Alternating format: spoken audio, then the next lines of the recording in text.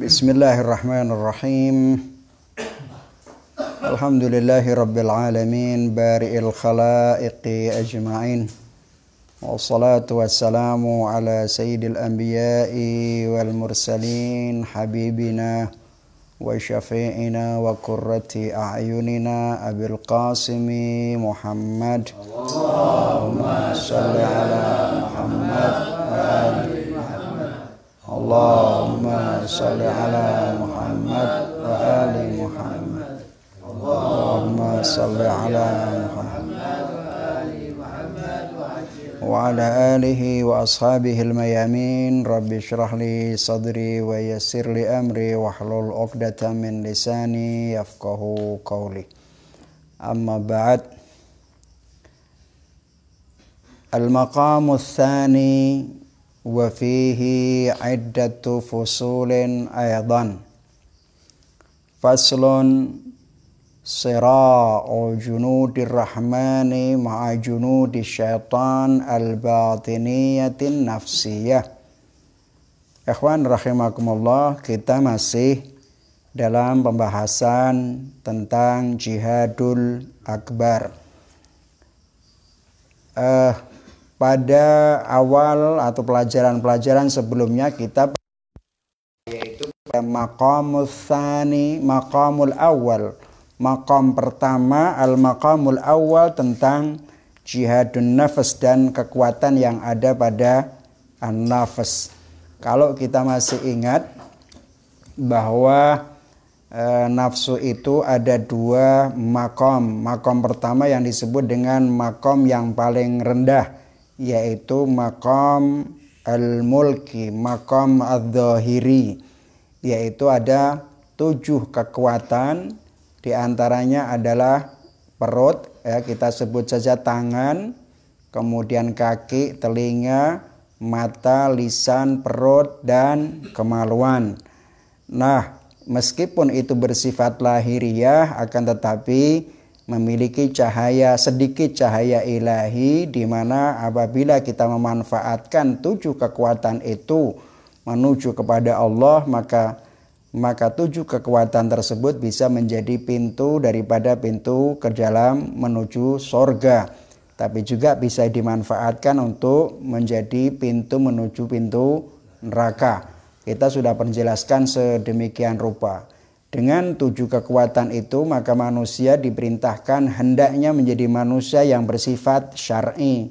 Kapan itu? Yaitu kekuatan al-dhahiriyah ini apabila dikendalikan oleh al-hukmu syar'i dan akal, maka orang itu akan cenderung memanfaatkan kekuatan 7 kekuatan tersebut untuk menuju kepada Allah, sehingga tangannya tidak pernah digunakan untuk maksiat, matanya tidak digunakan untuk maksiat, tapi digunakan untuk menuju kepada Allah Subhanahu wa ta'ala. Nah, untuk meraih ke sana kemarin kita sudah bahas misalnya tentang harus ada tafakkur, ada azam, musyaratah, wal muraqabah, muhasabah. Saya kira sudah jelas semua itu ya. Kemudian tadakkur.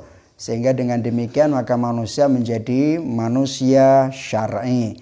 Pernah kita bahas itu. Akan tetapi apabila 7 kekuatan itu berada dalam kekuatan al-wahmi, maka baik itu wahmi tanpa dipengaruhi syaitan maupun dipengaruhi syaitan, maka 7 kekuatan tersebut akan menjadi kekuasaan syaitan. Nah, untuk malam ini yaitu pada maqam yang kedua. Disebutkan al-maqamu tsani wa fihi iddatu fusulin aydan. Untuk malam ini kita akan membahas tentang sira' junudir rahman ma'a junudis syaitan al-batiniyah an-nafsiyah. I'lam anna lin-nafsil insaniyati mamlakatan aliman wa maqaman au alaman wa maqaman akhar. Kita ada 2 maqam, tadi sudah saya sebutkan. Maqam yang pertama adalah maqam lahiriyah dan maqam yang kedua adalah maqam al-batiniyah. Jadi manusia itu terdiri dari 2 unsur, dhahir. dan batin. Dohir ada kekuatan dohiriyah yang kita sebut tadi 7 kekuatan. Kemudian yang kita sebut dengan maqam al-batiniyah, yaitu kuwah al-batiniyah. Dulu kita pernah, kalau tidak salah kita masih ingat, bahwa ada yang dinamakan dengan al-quwatus syahwiyah, al-quwatul ghadabiyah, dan al-quwatul wahmiyah. Asy-syahwiyah kemudian juga disebut sebagai al-bahimiyah atau al-hayawaniyah. Kemudian al-ghadabiyah kita sebut juga as-sabu'iyah, yaitu binatang buas. Dan al-wahmiyah yaitu yang kita sebut dengan asyaitoniyah, seperti makar, penipuan, rekayasa dan lain sebagainya. Nah, kalau sekiranya di dalam disebutkan wahya mamlakatuha al-batiniyah wa nash'atuha al-malakutiyah wa fiha takunu junudun nafsi akthar wa aham mimma fi mamlakatidh dhahir. Jadi kekuatan kerajaan yang bersifat batin ini yang ada pada diri manusia itu jauh lebih mulia, lebih kuat ya, lebih besar, lebih penting daripada sekedar dhahir. Bahkan setiap perbuatan manusia yang diungkapkan dalam bentuk tindakan sebenarnya berasal dari batin manusia.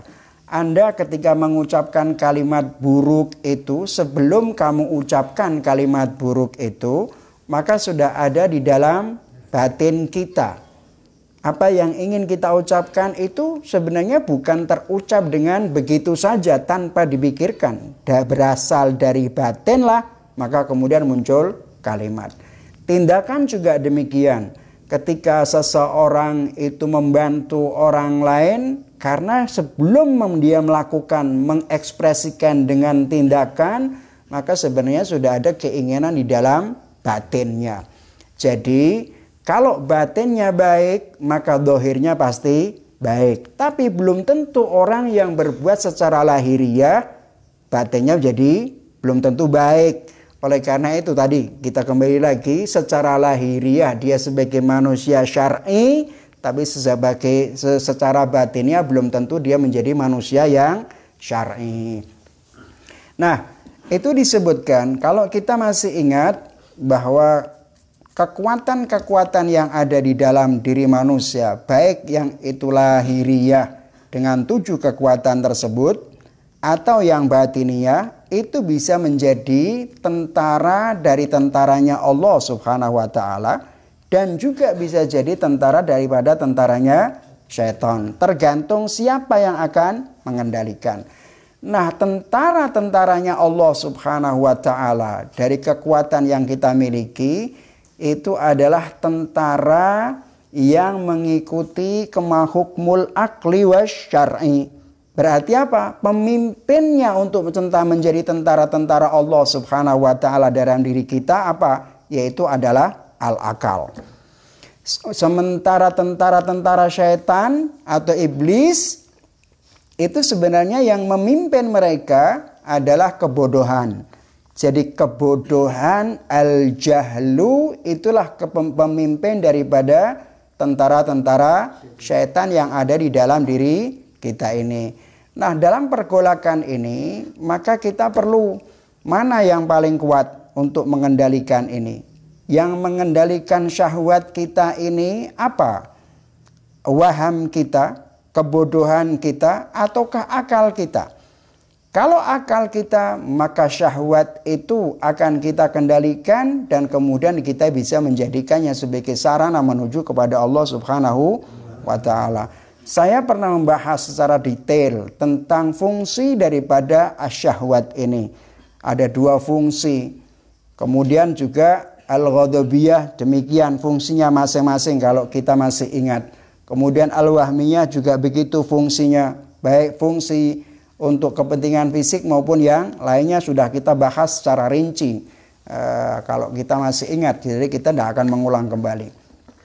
Nah, oleh karena itu Imam Khomeini mengatakan begini, "I'lam anna lin nafsil insaniyati mamlakatan alaman wa maqaman akhar." Ketahuilah bahwa nafsu manusia ini terdapat mamlakah, sebuah kerajaan, sebuah alam dan makom lain selain makom dohir, selain makom batin, yaitu wahya mamlakatuha al-batiniyah wa nash'atuha al-malakutiyah, yaitu mamlakah, kerajaan, kekuasaan yang bersifat batini, dan dari situlah munculnya sebuah kekuatan yang disebut dengan malakut.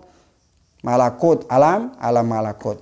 Wa fiha, yakni wa fi alamil batiniyah atau mamlakatuhal batiniyah itu takunu junudun nafsi aksar wa aham mimma fi mamlakatid dhahir.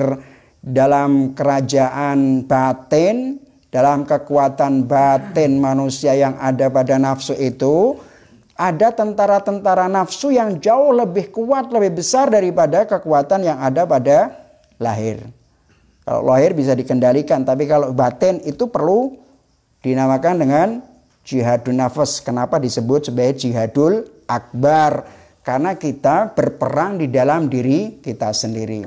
Kemudian wasira'u wan niza'u fiha bainal junudir rahmani wasyaitaniyati a'dham wal ghalabah wal intisaru fiha asyad wa aham. Pergolakan, peperangan antara tentara-tentara Rahman, tentara-tentara Allah Subhanahu wa taala dan tentara-tentara syaitan di dalam diri kita itu jauh lebih besar, lebih agung, lebih berat, ya, lebih berat. Demikian pula ketika kita menang juga lebih asyad dan lebih penting. Ketika kita mampu mengalahkan nafsu kita dengan mengendalikan akal kita, dengan dikendalikan akal maksud saya, bahwa kekuatan nafsu yang ada syahwat wal ghadab wal wahmiyah itu bisa dikendalikan oleh akal kita, maka berarti kemenangan itu akan menjadi kemenangan yang sangat luar biasa yang mengantarkan manusia pada pencapaian-capaian tertentu yang disebut dengan alamul malakut atau sampai pada makom-makom tertentu. Tapi sebaliknya, ketika dalam peperangan itu kita gagal, syahwat kita dikendalikan oleh setan, syahwat kita dikendalikan oleh nafsu kita, kemudian ghadab kita dikendalikan, itu semua tidak di luar kendali akal kita, maka kita benar-benar menjadi manusia yang bersifat iblis. Dohirnya seperti manusia, tapi batinnya adalah batinnya iblis. Dohiruhu, atau disebutkan menurut ungkapan Imam Ali bin Abi Thalib alaihi salatu wassalam, disebut suratul insan wa qalbuhu qalbul hayawan. Bentuknya lahiriah adalah manusia, akan tetapi batinnya adalah batin seorang atau hewani. Nah, oleh karena itu kita perlu dalam sebuah peperangan ini kan kita harus tahu siapa sebenarnya yang mengendalikan tentara Allah Ta'ala itu. Dan siapa yang mengendalikan tentara iblis atau syaitan itu. Di dalam beberapa riwayat Abu Abdillah alaihi salatu wassalam, beliau berkata, "I'rifu al-aqla wa jundah wal jahla wa jundahu tahtadu." Kata Abu Abdillah alaihi salatu wassalam, kenalilah akal dan pasukan-pasukannya atau tentara-tentaranya. Wal jahla wa jundah, kenalilah kebodohan itu dengan tentara-tentaranya sekaligus. Dengan demikian tahtadu, kalian akan mendapatkan petunjuk dari Allah Subhanahu wa taala. Dalam pembahasan sebelumnya, sekali lagi kita pernah membahas mengenai akal ini. Insya Allah malam ini kita akan bahas tentang akal saja. Kita akan coba membahas riwayat-riwayat tentang akal ini melalui riwayat yang disampaikan oleh para imam al-ma'sumin alaihi wassalatu wassalam. Di dalam riwayat Ahlul Bait alaihi wassalatu wassalam, itu mereka berbicara tentang akal. Pernah kita sebutkan tentang berbagai definisi akal, baik secara filsafat maupun secara riwayat ya. Sekarang kita akan baca pengertian tentang akal itu berdasarkan riwayat-riwayat Ahlul Bait Rasulullah sallallahu alaihi wasallam.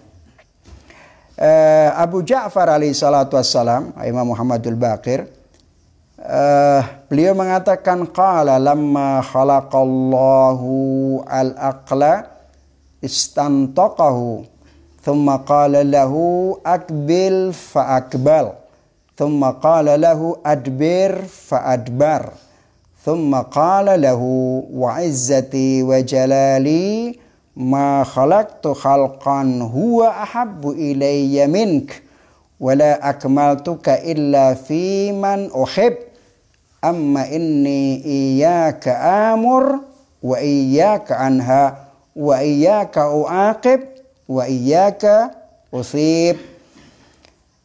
Imam Ja'far mengatakan ketika Allah Subhanahu wa taala itu menciptakan akal, kemudian akal itu diajak bicara, istantoko itu diinterogasi, diajak wawancara. Istantoko itu namanya menginterogasi lah bahasa Indonesianya kira-kira begitu.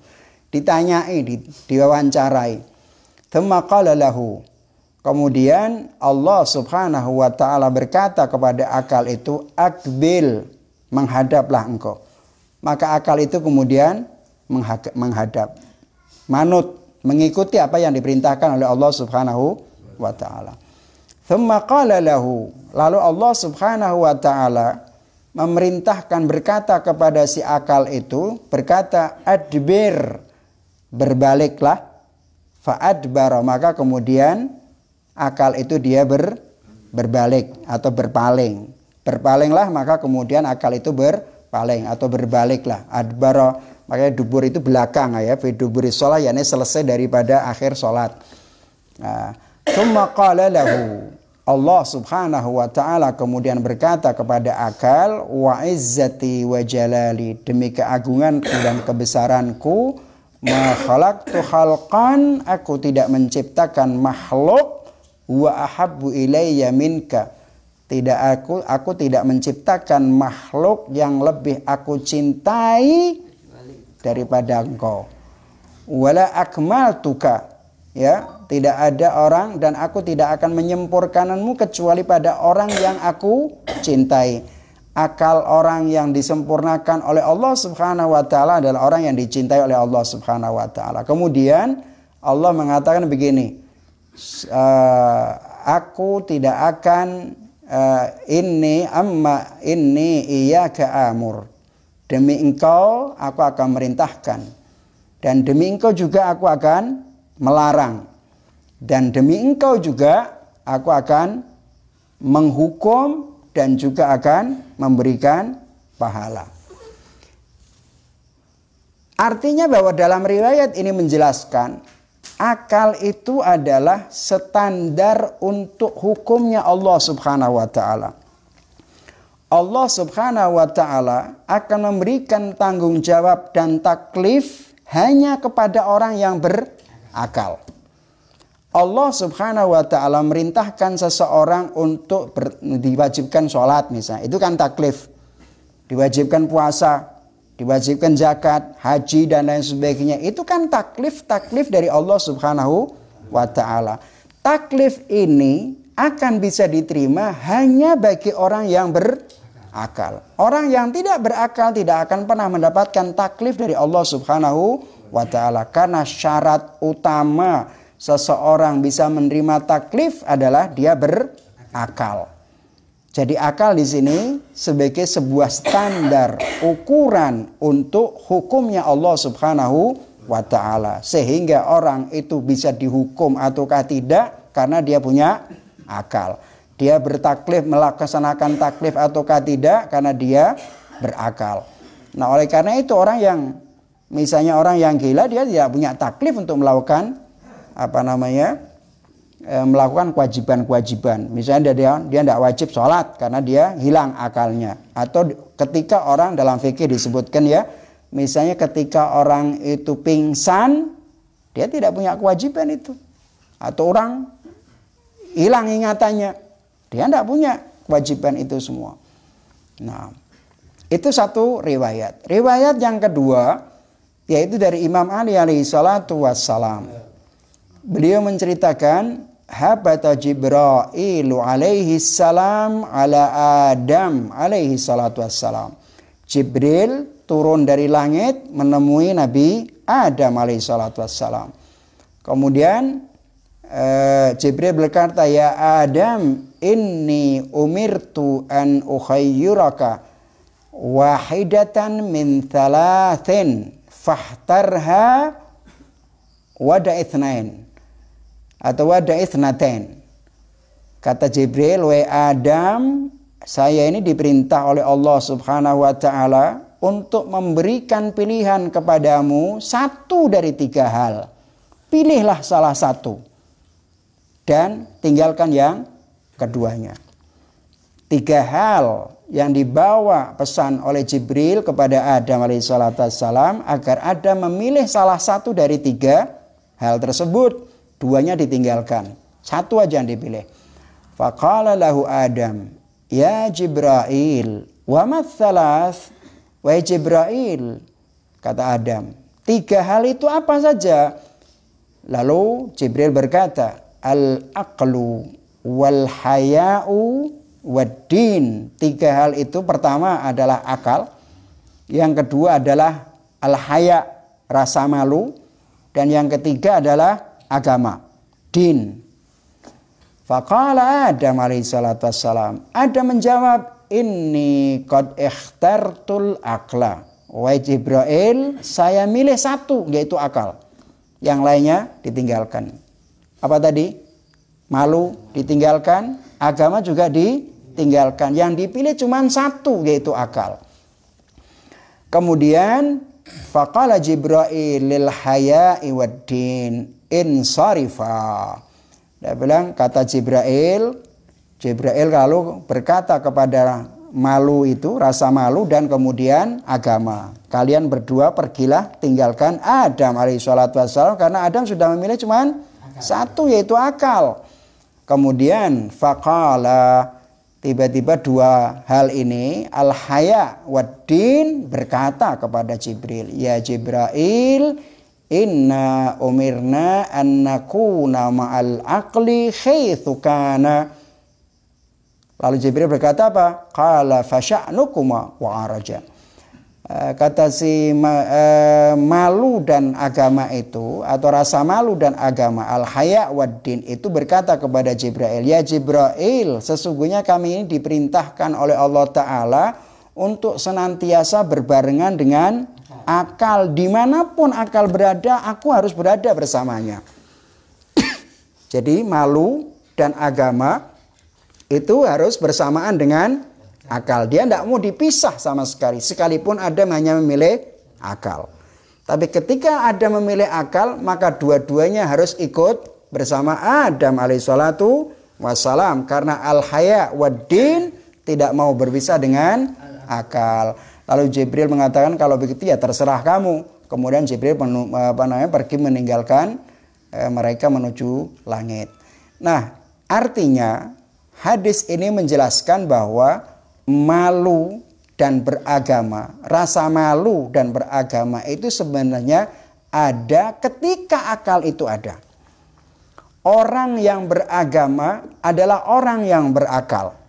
Orang yang malu adalah orang yang beragama. Tapi kalau kalian menemukan orang sudah tidak ada rasa malu, maka dia tidak punya agama. Dia tidak punya akal. Dia tidak merasa malu, dia tidak punya agama. Maka ketahuilah orang semacam ini adalah orang yang tidak punya akal. Maka disebut dalam banyak riwayat disebut ad-dinu wal aqlu. Agama itu adalah rasional. Agama itu adalah sesuatu yang bersifat rasional, yang bisa dipahami oleh manusia, akal manusia. Nah, disebutkan tadi bahwa keberadaan akal, ya, bahwa adanya agama dan rasa malu itu dikarenakan adanya akal.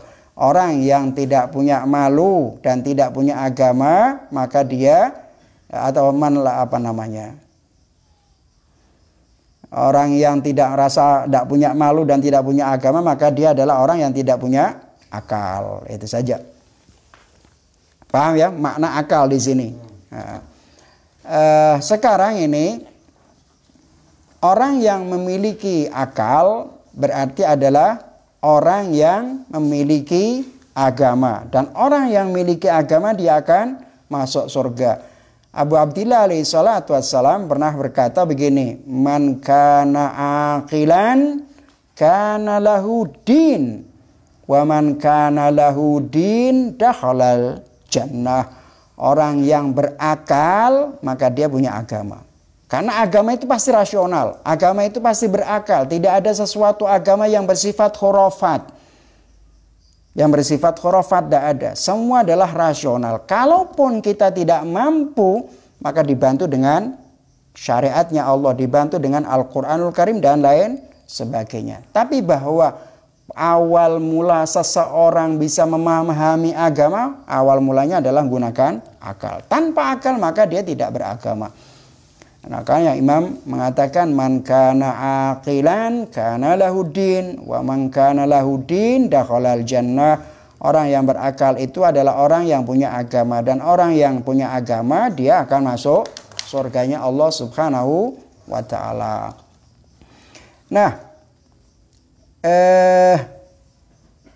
di dalam kitab atau di dalam riwayat yang lainnya itu Imam Al-Ma'sum alaihi wassalatu wassalam berkata begini. Itu disebutkan bahwa Abu Abdillah berkata, atau ketika ditanya ya, Abu Abdillah itu ditanya, dia bilang mal aql. Apa itu akal? Kalau tidak salah riwayat ini pernah kita baca di awal pembahasan kita. Akal itu apa? Abu Abdillah alaihi salatu wassalam ditanya tentang akal.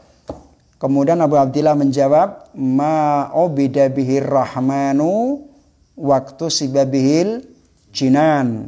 Akal itu adalah sesuatu yang dibawa menuju menyembah kepada Allah Subhanahu wa ta'ala dan digunakan untuk mencari surga. Artinya akal itu adalah sesuatu kekuatan yang mendorong manusia, membawa manusia untuk mendekatkan diri kepada Allah Subhanahu wa ta'ala. Baik itu akal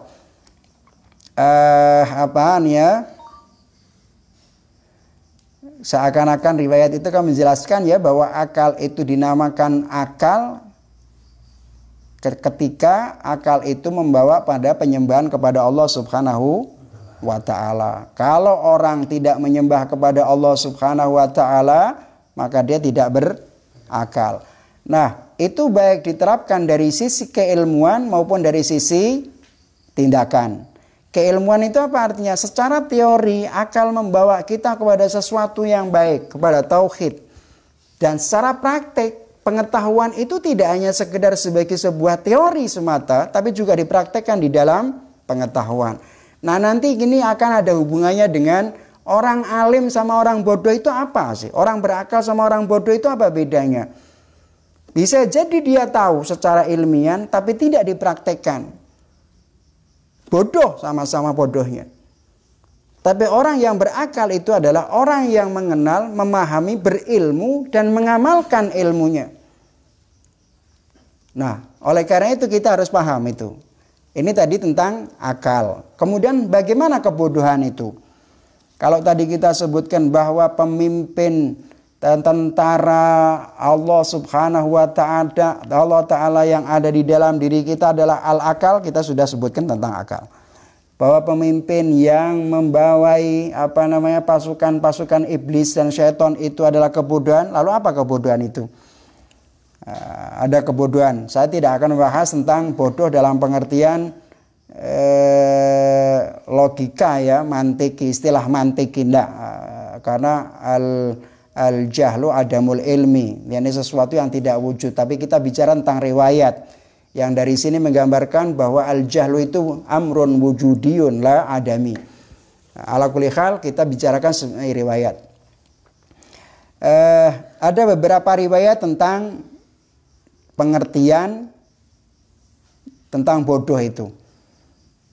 Disebutkan an Samma'ah bin Mahran qala kuntu inda Abi Abdillah alaihi salam wa indahu jama'atun min mawalihi fajara dzikrul aqli wal jahli faqala Abu Abdillah alaihi salatu wassalam i'rifu al aqla wa jundah wal jahla wa jundah tahtadu. Kata Samma'ah bin Mahran, dia bilang aku sedang berada di tempatnya Abu Abdillah alaihi salatu wassalam dan di sana terdapat banyak orang dari para pecinta dan pengikut-pengikutnya. Kemudian terjadilah pembicaraan itu sampai pada penyebut tentang akal dan kebodohan. Kemudian Abu Abdillah alaihi salatu wassalam berkata, kenalilah akal dan tentara-tentaranya dan kebodohan serta tentara-tentaranya, maka kalian akan mendapatkan petunjuk. Qala Samma'ah faqultu ju'iltu fidak la na'rifu illa ma araftana. Kata Samma'ah, aku bertanya kepada Abu Abdillah, aku jadikan diriku sebagai tebusanmu wahai Imam, bahwa kami tidak mengetahui dan tidak mengenal kecuali apa yang engkau kenalkan kepada kami.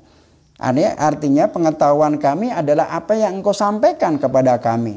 Selain itu kami tidak tahu. Lalu Abu Abdillah alaihi salatu wassalam berkata, innallaha azza wa jalla khalaqal aqla wa huwa awwalu khalqin minar ruhaniyin an yaminil arsy min nurih. Dalam riwayat disebutkan sesungguhnya Allah subhanahu wa ta'ala itu menciptakan akal dan ia adalah awal makhluk dari kelompok rohaniyin dari sebelah kanan arsy-Nya Allah subhanahu wa ta'ala. Diciptakan dari mana? Diciptakan dari cahayanya Allah subhanahu wa ta'ala. Makanya kalau kita bicara tentang akal itu ada yang menyebut al-aqlu huwar ruh, al-aql itu macam-macam kan? Karena pernah kita bahas itu secara filosofis. Faqala lahu, kemudian Allah subhanahu wa ta'ala berkata kepada akal, adbir fa'adbar. Thumma qala lahu akbil fa'akbal. Faqala tabaraka wa ta'ala khalaqtuka khalqan aziman wa karramtuka ala jami'i khalqi. Allah subhanahu wa ta'ala berkata kepada akal setelah diciptakan tadi. Diciptakan dari mana? Dari cahayanya Allah subhanahu wa ta'ala. Kemudian bentuknya apa? Disebutkan rohaniyin. Bentuk rohaniyin dari kanannya arsy-Nya Allah Ta'ala. Allah berkata, berbaliklah, maka dia berbalik, dan menghadaplah, maka akal itu menghadap. Lalu Allah subhanahu wa ta'ala berkata kepada akal, aku ciptakan khalaqtuka khalqan aziman. Aku ciptakan engkau sebagai makhluk yang sangat agung. Wa karramtuka ala jami'i khalqi. Aku muliakan engkau di atas seluruh makhlukku. Makanya malaikat itu yang kalau kita masih ingat pembahasan kita sebelumnya bahwa ada makhluk yang diciptakan oleh Allah subhanahu wa ta'ala yang hanya diberi akal saja. Apa itu? Malaikat. Ada yang diberi syahwat saja. Hewan. Ada yang diberi emosi. Kita kemarin sudah membahas itu semua. Ya, kita sudah bahas itu semua. Nah, kemudian Allah subhanahu wa ta'ala mengatakan, dan aku muliakan engkau wahai akal di atas seluruh makhlukku. Makanya orang itu ketika melakukan jihadun nafas, kalau dia berhasil maka dia di atasnya malaikat. Kalau dia gagal maka dia di bawahnya hewan. Tidak ada harganya sama sekali.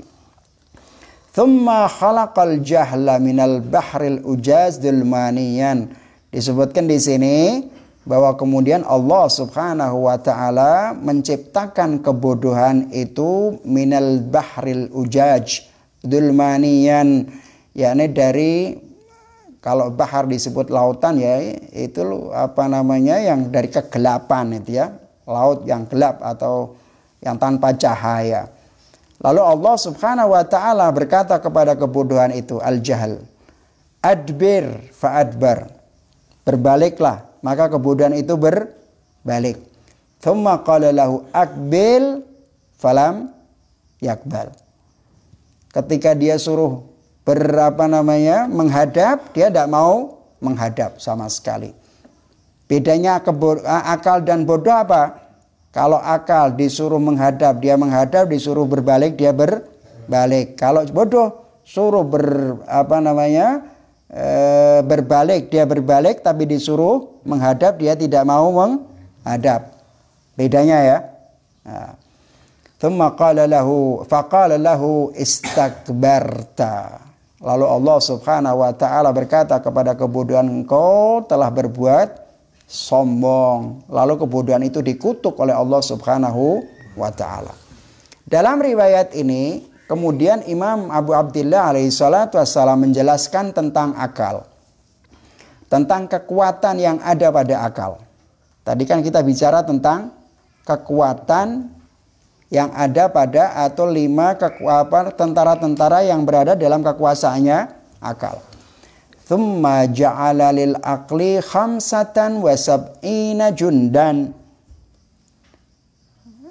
Kata Abu Abdillah, kemudian Allah Subhanahu wa taala membuat tentara itu berjumlah 75 tentara untuk akal, pendukung akal.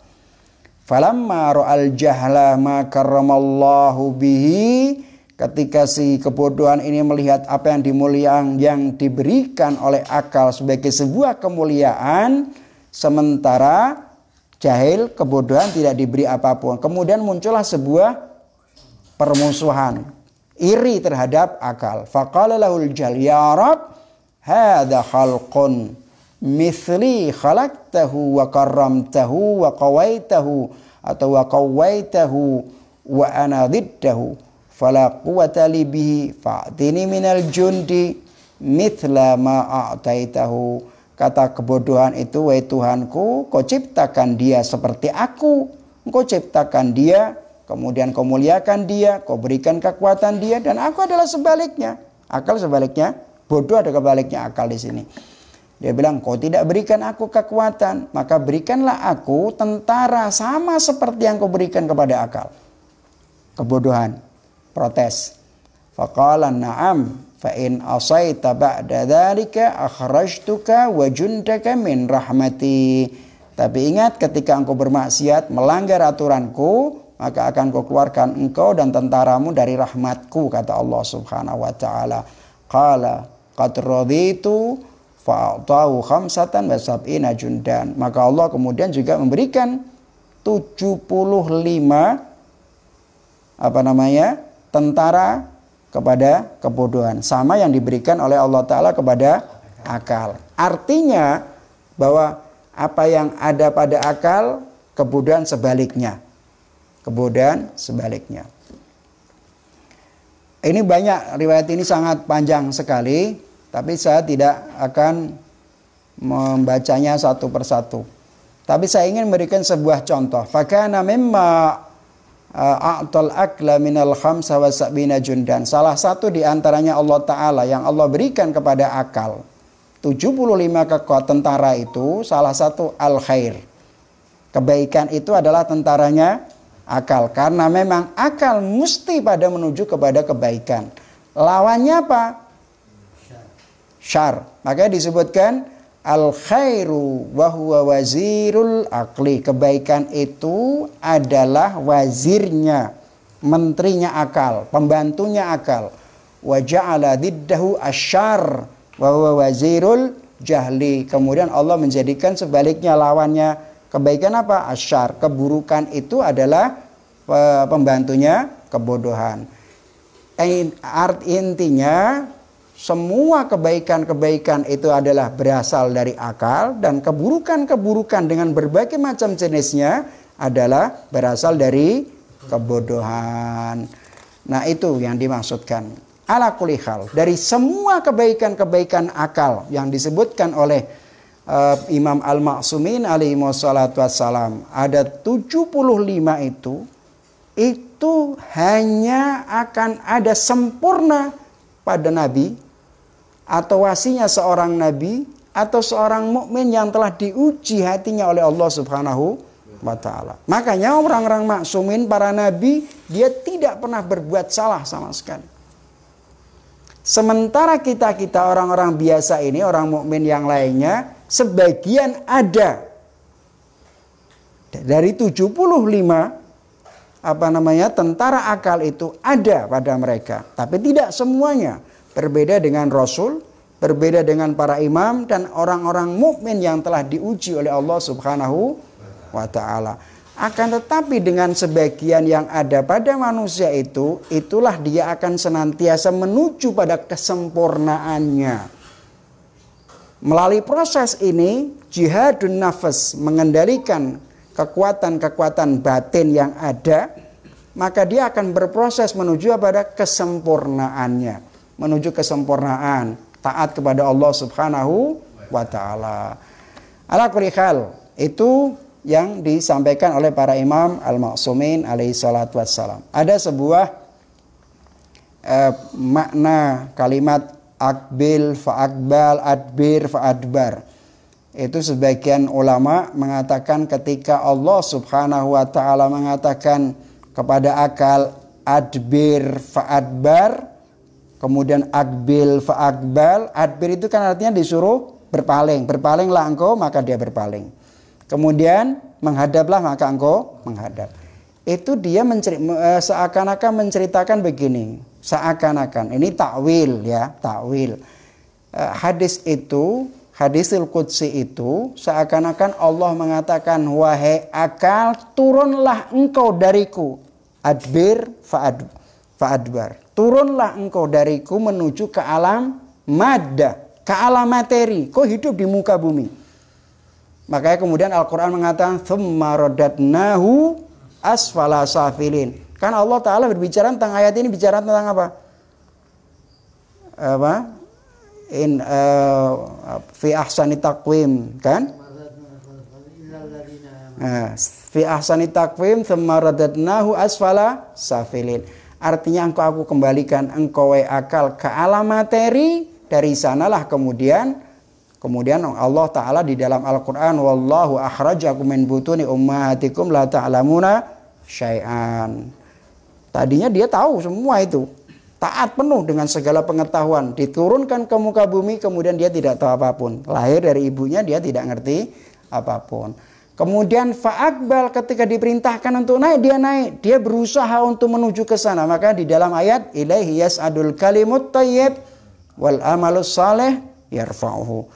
Dari tingkatan tertinggi diturunkan Allah Ta'ala ke bumi, kemudian manusia diperintahkan menuju ke atas lagi, menuju kepada kesempurnaan. Berbeda dengan kebodohan. Kebodohan tidak mau. Dia mau turun tapi tidak mau naik. Betul bahwa kita ini diturunkan oleh Allah Ta'ala thumma radadnahu asfala safilin, tanpa ikhtiar kita. Tapi untuk mencapai pada kesempurnaan naik tinggi, itu adalah ikhtiar kita. Kita punya pilihan. Misalnya Allah Ta'ala mengatakan, wallahu akhrajakum min butuni ummahatikum la ta'lamuna syai'an. Betul. Tapi manusia diperintahkan untuk belajar, berilmu, memahami dan lain sebagainya. Melalui akalnya. Sampai kemudian dia mencapai pada makom tertentu. Meskipun makom ilmu tidak berarti kemudian makom amal, berbeda. Ya, berbeda. Dan insya Allah dalam pembahasan yang lain kita akan bahas. Karena bisa jadi orang berilmu tapi dia tidak beramal. Orang alim dalam pengertian disebut al-ulama, makanya disebut yahsyallah min ibadi al-ulama, itu orang yang memahami sekaligus mengamalkan. Kalau hanya sekedar mengetahui, hatta iblis paham.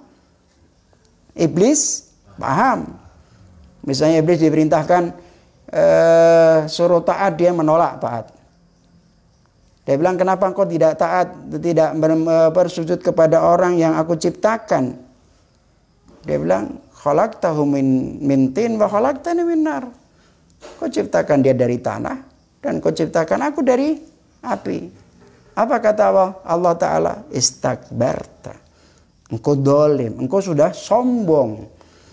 Pengetahuan seseorang tidak menjadikan dia kemudian memiliki derajat. Makanya sekalipun ada keilmuan, ada derajatnya, tapi yang diinginkan oleh Allah Subhanahu wa Ta'ala bukan pengetahuan semata. Makanya di dalam Al-Quran Allah bilang apa? Inna akramakum indallahi atqakum. Bukan Allah Ta'ala tidak berfirman inna akramakum indallahi a'lamukum. Tidak ada. Orang yang paling mulia di sisi Allah adalah orang yang bertakwa. Artinya apa? Berilmu dan mengamalkan ilmunya. Allah tidak pernah berkata orang yang paling mulia di sisi Allah adalah al-alim, al-a'lam. Tidak ada. Tidak ada. Kenapa? Ilmu itu akan berguna ketika disandingkan dengan amal. Tanpa ilmu, tanpa amal tidak akan ada artinya sama sekali. Makanya hadis yang sering kali kita dengarkan disebutkan apa? Al ilmu bila amalin kasyajari bila thamarin. Seperti pohon tanpa buah. Istilah-istilah filsafat, istilah ahkam, usul fikih, apa semua kita pahami. Tapi ini hanya sekedar istilah-istilah semata. Tidak ada nilainya kita di hadapan Allah Subhanahu wa Ta'ala. Nah, jihadun nafas adalah mencoba memahami diri, kemudian memerangi apa yang ada dalam kekuatan yang ada dalam diri kita dengan pengendalian hukmul akli wasyar'i. Dari sinilah kita akan mencapai pada makom tertentu. Insya Allah di lain hari kita akan lanjutkan. Wallahu a'lam bishawab. Alhamdulillahi rabbil alamin. Wassallallahu ala Muhammad wa alihi at-tahirin.